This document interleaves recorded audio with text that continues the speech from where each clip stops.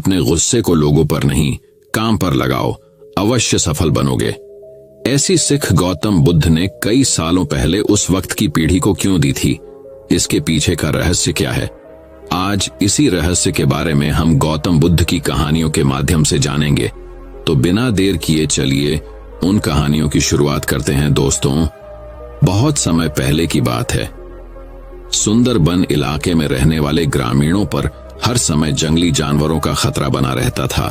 खास तौर पर जो युवक घने जंगलों में लकड़ियां चुनने जाते थे, उन पर कभी भी बाघ हमला कर सकते थे। यही वजह थी कि वे सब पेड़ों पर तेजी से चढ़ने उतरने का प्रशिक्षण लिया करते थे। प्रशिक्षण गांव के ही एक बुजुर्ग दिया करते थे, जो अपने समय में इस कला के महारथी माने जाते थे। आदर पूर्वक सब उन्हें बाबा बाबा कहकर पुकारा करते थे। बाबा कुछ महीनों से युवाओं के एक समूह को पेड़ों पर तेजी से चढ़ने उतरने की बारीकियां सिखा रहे थे और आज उनके प्रशिक्षण का आखिरी दिन था। बाबा बोले, आज आपके प्रशिक्षण का आखिरी दिन है। मैं चाहता आप सब एक बार इस चिकने और लंबे पेड़ पर तेजी से चढ़ उतर कर दिखाएं। सभी युवक अपना कौशल दिखाने के लिए तैयार हो गए। पहले युवक ने तेजी से पेड़ पर चढ़ना शुरू किया और देखते देखते पेड़ की सबसे ऊंची शाखा पर पहुंच गया। फिर उसने उतरना शुरू किया और जब वो लगभग आधा उतर आया तो बाबा बोले, सावधान, जरा संभल कर, आराम से उतरो, कोई जल्दबाजी नहीं है। युवक सावधानी पूर्वक नीचे उतर आया। इसी तरह बाकी के युवक भी पेड़ पर चढ़े और उतरे और हर बार बाबा ने आधा उतर आने के बाद ही उन्हें सावधान रहने को कहा। यह बात युवकों को कुछ अजीब लगी और उन्हीं में से एक युवक ने पूछा, बाबा, हमें आपकी एक बात समझ में नहीं आई। पेड़ का सबसे कठिन हिस्सा तो एकदम ऊपर वाला था, जहां पे चढ़ना और उतरना दोनों ही बहुत कठिन था। आपने तब हमें सावधान होने के लिए नहीं कहा, पर जब हम पेड़ का आधा हिस्सा उतर आए और बाकी हिस्सा उतरना बिल्कुल आसान था, तभी आपने हमें सावधान होने के निर्देश क्यों दिए? बाबा गंभीर होते हुए बोले, बेटे, यह तो हम सब जानते हैं कि ऊपर का हिस्सा सबसे कठिन होता है, इसलिए वहां पर हम सब खुद ही सतर्क हो जाते हैं और पूरी सावधानी बरतते हैं। लेकिन जब हम अपने लक्ष्य के समीप पहुंचने लगते हैं तो वह हमें बहुत ही सरल लगने लगता है। हम जोश में होते हैं और अति आत्मविश्वास से भर जाते हैं और इसी समय सबसे अधिक गलती होने की संभावना होती है। यही कारण है कि मैंने तुम लोगों को आधा पेड़ उतर आने के बाद सावधान किया, ताकि तुम अपनी मंजिल के निकट आकर कोई गलती न कर बैठो। युवक बाबा की बात समझ गए।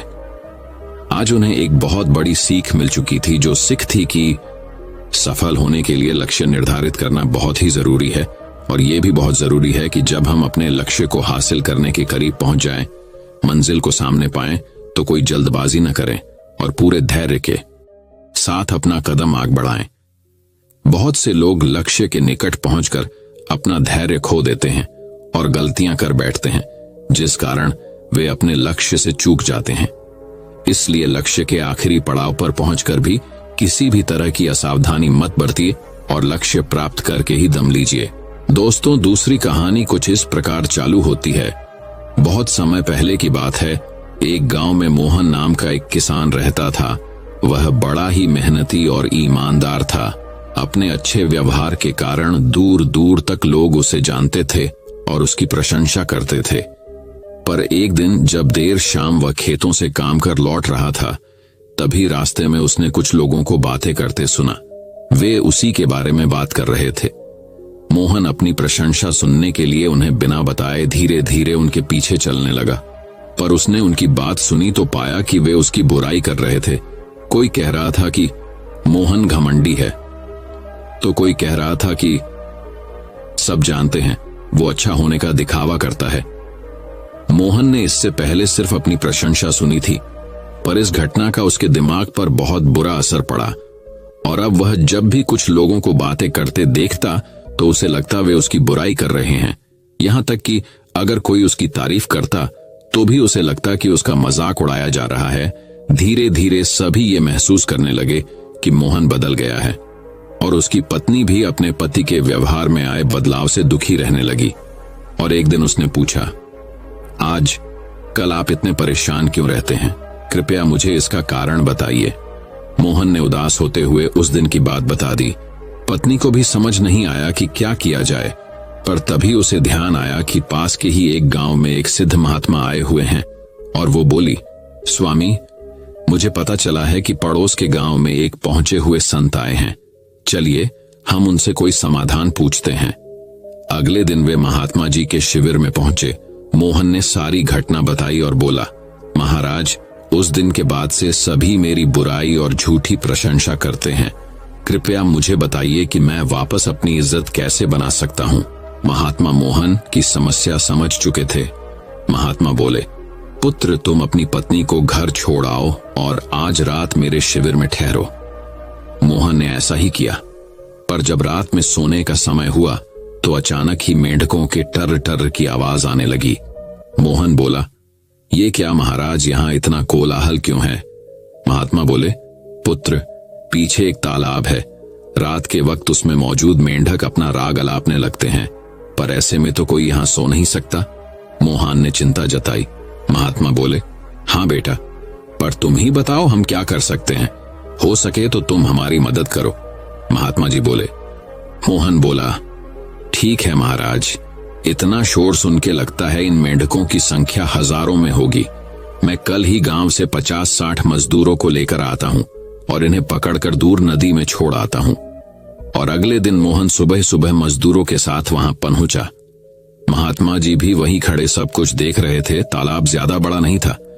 8-10 मजदूरों ने चारों ओर से जाल डाला और मेंढकों को पकड़ने लगे। थोड़ी देर की ही मेहनत में सारे मेंढक पकड़ लिए गए। जब मोहन ने देखा कि कुल मिलाकर 50-60 ही मेंढक पकड़े गए हैं, तब उसने महात्मा जी से पूछा, महाराज, कल रात तो इसमें हजारों मेंढक थे, भला आज वे सब कहां चले गए? यहां तो बस मुट्ठी भर मेंढक ही बचे हैं। महात्मा जी गंभीर होते हुए बोले, कोई मेंढक कहीं नहीं गया। तुमने कल इन्हीं मेंढकों की आवाज सुनी थी। ये मुट्ठी भर मेंढक ही इतना शोर कर रहे थे कि तुम्हें लगा हजारों मेंढक टर्र टर्र कर रहे हों। पुत्र, इसी प्रकार जब तुमने कुछ लोगों को अपनी बुराई करते सुना तो भी तुम यही गलती कर बैठे। तुम्हें लगा कि हर कोई तुम्हारी बुराई करता है, पर सच्चाई यह है कि बुराई करने वाले लोग मुट्ठी भर मेंढक के सामान ही थे। इसलिए अगली बार किसी को अपनी बुराई करते सुनना तो इतना याद रखना कि हो सकता है ये कुछ ही लोग हों जो ऐसा कर रहे हों, और इस बात को भी समझना कि भले तुम कितने ही अच्छे क्यों ना हो, ऐसे कुछ लोग होंगे ही होंगे जो तुम्हारी बुराई करेंगे। अब मोहन को अपनी गलती का एहसास हो चुका था। वह पुनः पुराना वाला मोहन बन चुका था। दोस्तों, मोहन की तरह हमें भी कुछ लोगों के व्यवहार को हर किसी का व्यवहार नहीं समझ लेना चाहिए और सकारात्मकता से अपनी जिंदगी जीनी चाहिए। हम कुछ भी कर लें, पर जीवन में कभी न कभी ऐसी समस्या आ ही जाती है जो रात के अंधेरे में ऐसी लगती है मानो हजारों मेंढक कान में टर टर कर रहे हो, पर जब दिन के उजाले में हम उसका समाधान करने का प्रयास करते हैं तो वही समस्या छोटी लगने लगती है। इसलिए हमें ऐसी परिस्थितियों में घबराने की बजाय उसका उपाय खोजने का प्रयास करना चाहिए और कभी मुट्ठी भर मेंढकों से घबराना नहीं चाहिए। दोस्तों, तीसरी कहानी कुछ इस प्रकार चालू होती है। बहुत समय पहले की बात है। बुद्ध के पास उनका प्रिय शिष्य पूर्ण पहुंचा। बुद्ध ध्यानावस्था में बैठे थे। पूर्ण के पहुंचने पर उन्होंने आंखें थोड़ी सी खोली और पूर्ण से आने का कारण पूछा तो उसने कहा, मैं धर्म प्रचार के लिए जाना चाहता हूं, आपकी आज्ञा चाहिए। बुद्ध मुस्कुराए और कहा, पूर्ण, धर्म की राह बहुत मुश्किल है। तुम लोगों को अच्छी बातें बताने जाओगे और लोग तुम पर नाराज होंगे। हो सकता है कि अपशब्द भी कहें। इस पर पूर्ण ने कहा, कोई बात नहीं, मैं यह सोचकर उनकी बातों पर ध्यान नहीं दूंगा कि उन्होंने अपशब्द ही कहे, पिटाई तो नहीं की। बुद्ध बोले, हो सकता है कि कुछ लोग हाथ उठा दें। पूर्ण ने कहा, तब मैं यह सोचकर उन्हें क्षमा कर दूंगा कि उन्होंने मुझ पर शस्त्रों से प्रहार तो नहीं किया। बुद्ध फिर बोले, हे पूर्ण, हो सकता है कि कुछ लोग तुम पर शस्त्रों का भी उपयोग करें। पूर्ण ने उत्तर दिया, तब मैं यह सोचकर उनके प्रति कोई प्रतिकार की भावना नहीं रखूंगा कि उन्होंने मुझे मारा, पर जान से तो नहीं मार डाला, मुझे जीवित छोड़ दिया। बुद्ध ने फिर कहा, और यदि तुम्हारे प्राण ही ले लिए तब? पूर्ण ने तत्क्षण सिर झुकाकर कहा, तब मैं उनका आभारी रहूंगा। कि उन्होंने धर्म के मार्ग पर मेरे प्राणों का उत्सर्ग करने में मेरी सहायता की। मैं उनके प्रति कृतज्ञ रहूंगा। तब बुद्ध ने आंखें खोली और आशीर्वाद देकर अनुमति दी तथा पूर्ण से कहा, अब तुम धर्म प्रचार करने के पात्र हो। जो किसी में भी कोई दोष न देखे वही सच्चा व्यक्ति है। अच्छाई के मार्ग पर चलना बहुत मुश्किल काम है। जो इस राह पर चलता है उसके मार्ग में अनेक बाधाएं आती हैं, लेकिन जो व्यक्ति किसी में भी दोष न देखे वही बाधाओं को सहजता से पार कर अपने लक्ष्य को पूरा कर पाता है। ऐसा कहकर बुद्ध पुनः साधना में लग गए। उन्होंने शरीर को काफी कष्ट दिया, यात्राएं की, घने जंगलों में कठिन साधना की, पर आत्मज्ञान की प्राप्ति नहीं हुई। निराश हो बुद्ध सोचने लगे, मैंने अभी तक कुछ भी प्राप्त नहीं किया, अब आगे क्या कर पाऊंगा। निराशा, अविश्वास के इन नकारात्मक भावों ने उन्हें क्षुब्ध कर दिया। कुछ ही क्षणों के बाद उन्हें प्यास लगी। वे थोड़ी दूर स्थित एक झील तक पहुंचे। वहां उन्होंने एक दृश्य देखा कि एक गिलहरी के 2 बच्चे झील में डूब गए हैं। पहले तो वह गिलहरी जड़वश बैठी रही, फिर कुछ देर बाद उठकर झील के पास गई, अपना सारा शरीर झील के पानी में भिगोया और फिर बाहर आकर पानी झाड़ने लगी। ऐसा वह बार बार करने लगी। बुद्ध सोचने लगे कि इस गिलहरी का प्रयास कितना मूर्खतापूर्ण है। क्या कभी यह इस झील को सुखा सकेगी? किंतु गिलहरी का यह क्रम लगातार जारी था। बुद्ध को लगा मानो गिलहरी कह रही हो कि यह झील कभी खाली होगी या नहीं, यह मैं नहीं जानती, किंतु मैं अपना प्रयास नहीं छोड़ूंगी। अंततः उस छोटी सी गिलहरी ने भगवान बुद्ध को अपने लक्ष्य मार्ग से विचलित होने से बचा लिया। वे सोचने लगे कि जब यह नन्ही गिलहरी अपने लघु सामर्थ्य से झील को सुखा देने के लिए दृढ़ संकल्पित है, तो मुझ में क्या कमी है?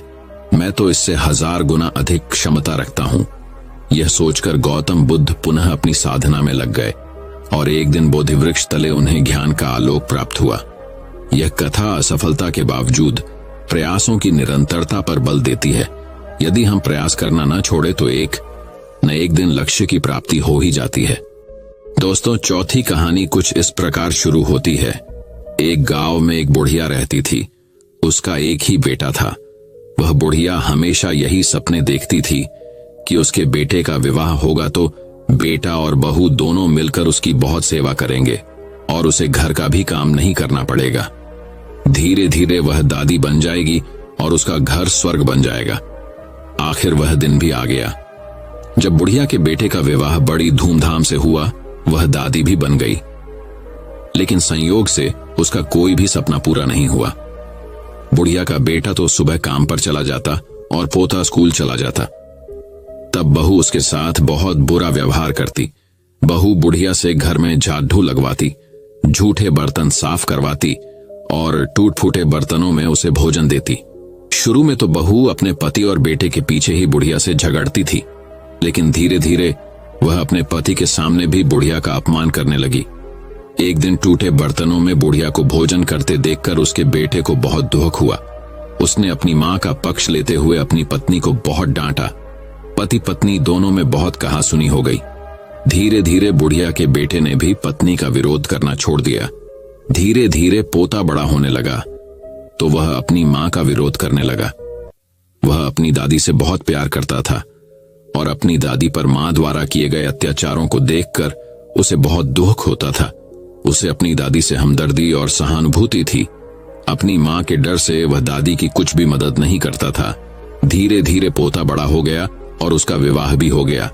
पोते की नई बहू छिप छिप कर अपनी दादी सास पर होते अत्याचारों को चुपचाप देखती रहती थी, लेकिन बुढ़पे में दादी सास से काम करवाना जरा भी अच्छा नहीं लगता था। जब कभी पतोहू बुढ़िया की काम करने में मदद करती तो उसकी सास उसे खूब डांटती। पतोहू जब कभी दादी सास को रोते हुए देखती तो उसे बहुत दुख होता था। एक बार बुढ़िया बीमार पड़ गई और परलोक सिधार गई। अब बुढ़िया की बहू पतोहू से ही घर का सारा काम कराती और उसके साथ अभद्र व्यवहार करती। जब पतोहू ने देखा कि उसकी सास दादी सास की तरह ही उस पर भी अत्याचार कर रही है तो उसने बदला लेने की ठान ली। वह भी अपनी सास से वैसा व्यवहार करने लगी जैसा व्यवहार उसकी सास अपनी सास से करती थी। अब तो पतोहू अपनी सास को फूटी थाली में भोजन देने लगी। यह देखकर उसके पति और ससुर ने बहुत विरोध किया। पतोहू ने अपने ससुर और पति से कहा, मेरी दादी सास जितनी मेहनती और सीधी थी, जब माताजी उन्हें फूटी थाली में भोजन देती थीं, तब तुम कुछ क्यों नहीं बोले? उन पर होने वाले अत्याचारों को तुम दोनों चुपचाप देखते रहे? तब क्या तुम्हारे मुख पर ताला पड़ गया था? यदि किसी ने माताजी की तरफदारी की तो मुझसे बुरा कोई न होगा। फतोहू की बातें सुनकर उसका पति और ससुर कुछ नहीं बोले। उन्होंने भी उसका विरोध करना छोड़ दिया। ससुर को अपनी पत्नी के साथ अभद्र व्यवहार देखकर बहुत गुस्सा भी आता था। जब ससुर पतोहू को डांटने लगे तो वह उनके साथ भी अभद्र व्यवहार करने लगी। सास ससुर अकेले में बैठकर अपने सुख दुख की बातें करते और यही सोचते थे कि जैसा करोगे वैसा भरोगे। इस कहानी से हमें यह शिक्षा मिलती है कि हमें सबके साथ अच्छा व्यवहार करना चाहिए, क्योंकि जैसा व्यवहार हम दूसरों के साथ करेंगे वैसा ही व्यवहार दूसरे लोग हमारे साथ करेंगे। दोस्तों, 5वीं कहानी कुछ इस प्रकार चालू होती है। एक दिन बुद्ध एक घर के बाहर भीख मांगने पहुंचे। जैसे ही उसने दरवाजा खटखटाया, किसी महिला ने आकर खोला और बुद्ध को देखकर बोलने लगी, यह क्या, ये भिखारी सुबह कहां से आया? इतना बोलकर तुरंत दरवाजा बंद कर दिया। और उस महिला का एक पड़ोसी दूर से इस तमाशे को देख रहा था। वह भी बुद्ध का विरोधी था। स्वाभाविक रूप से उसे यह देखकर कुछ ज्यादा ही मजा आता था, इसलिए उसने भी बोला, बहुत बढ़िया। अगले दिन बुद्ध ने फिर उसी दरवाजे पर दस्तक दी। इस बार बुद्ध को देखकर महिला को फिर से गुस्सा आ गया और उसने बुद्ध पर कचरा फेंक दिया। और उस महिला का वही पड़ोसी आज भी तमाशा देख रहा था। स्वाभाविक रूप से बुद्ध का ऐसा अपमान देखकर वह बहुत प्रसन्न हुआ। इतना ही नहीं, बुद्ध की हालत देखकर वह जोर जोर से हंसने लगा। तीसरे दिन बुद्ध फिर उसी द्वार के सामने खड़े हो गए, लेकिन आज वह आदमी बुद्ध को फिर से देखकर आश्चर्यचकित रह गया। इससे पहले कि बुद्ध दरवाजा खटखटाए, उन्होंने बुद्ध को रोका और कहा, मैं एक ब्राह्मण हूं और मुझे हिंदू धर्म ग्रंथों के खिलाफ आपका बोलना बिल्कुल भी पसंद नहीं है, इसलिए मैं आपका कट्टर विरोधी हूं। तो आपका अपमान देखकर मुझे खुशी होती है, लेकिन आज इस दरवाजे पर तीसरी बार खड़ा होना मुझे फिर से हैरान कर देने वाला है। मैं आपसे पूछना चाहता हूं कि आप आज फिर यहां भीख मांगने क्यों आए, जबकि यह महिला 2 दिनों से आपका अपमान कर रही है? बुद्ध ने मुस्कुराते हुए कहा, यह आश्चर्य करने की बात नहीं है। आप चकित हैं क्योंकि आपको मानव मनोविज्ञान का कोई अनुभव नहीं है। किसी का अपमान करना या किसी पर कूड़ा फेंकना भी कुछ देना होता है। हर अपाकर्षण आकर्षण का ही एक रूप है। कल अगर किसी इंसान ने कचरा दिया होगा तो एक दिन वह खाना भी देगा। हालांकि वह व्यक्ति बुद्ध की इस बात से संतुष्ट नहीं था, फिर भी उसने मौन रहना जरूरी समझा। शायद वह यह सोच रहा होगा कि दरवाजा खटखटाओ। फिर देखते हैं, बुद्ध ने फिर से दरवाजा खटखटाया। संयोग से उसी स्त्री ने आज फिर दरवाजा खोला और आज तो बुद्ध के सामने उसका क्रोध 7वें आसमान पर पहुंच गया और सही में उसे मारने के लिए हाथ में झाड़ू ले लिया। उन्होंने झाड़ू उठाया तो जरूर, लेकिन बुद्ध के शांत चेहरे पर रही मुस्कान देखकर दूरी बनाए रखी। वह चाहकर भी बुद्ध पर वार नहीं कर सकी। वह बुद्ध के चेहरे पर आ रही शुद्ध मुस्कान से इतनी प्रभावित हो गई कि उसने झाड़ू फेंक दी और तुरंत अंदर भाग गई और बुद्ध को देने के लिए रोटी ले आई। बुद्ध ने उस महिला को ऐसे धन्यवाद दिया कि वह महिला बुद्ध के चरणों में गिर गई और माफी मांगने के साथ रो पड़ी। बुद्ध ने किसी तरह समझाकर उन्हें शांत किया, लेकिन दूसरी ओर तमाशा देख रहे पड़ोसी को यह सब देखकर बुद्ध से लगाव हो गया। वह भी दौड़ता हुआ आया और बुद्ध के चरणों में गिर पड़ा और उनसे दीक्षा की मांग करने लगा। बुद्ध हंसे और बोले, मैंने कभी किसी घर से इतनी बड़ी भीख नहीं मांगी, फिर भी आज भोजन के साथ साथ एक शिष्य भी मिल गया। दोस्तों, इस कहानी से यह मालूम पड़ता है कि सकारात्मकता और झुकाव ही इंसान के सभी रोगों की दवा है। जिस वजह से सांसारिक और सन्यासी के प्रति नफरत और प्रेम में जरा सा भी अंतर नहीं है, क्योंकि मन के स्तर पर प्रेम और सांसारिक सन्यासी के बीच नफरत की लेन देन होने में थोड़ी सी भी देर नहीं लगती। मन तभी शांत और स्थिर रह पाता है जब वह सभी तरह के लेन देन से ऊपर उठ जाए। इसलिए मिटा दें नफरत के बीज, बस दिल में सिर्फ माफ करने और प्रेम से भरी भावना रखें। आप हमेशा सुखी जीवन बिताएंगे। दोस्तों, मैं उम्मीद करता हूं कि यह कहानी सुनने से आपके जीवन में अच्छे बदलाव आए होंगे। आपको इस वीडियो से क्या सीखने मिला, ये कमेंट करके जरूर बताएं। बाकी अगर आपको ये वीडियो दिल से अच्छी लगी हो तभी इस वीडियो को लाइक कर देना, और आपने अब तक इस चैनल को सब्सक्राइब न किया हो तो चैनल को सब्सक्राइब भी जरूर कर देना।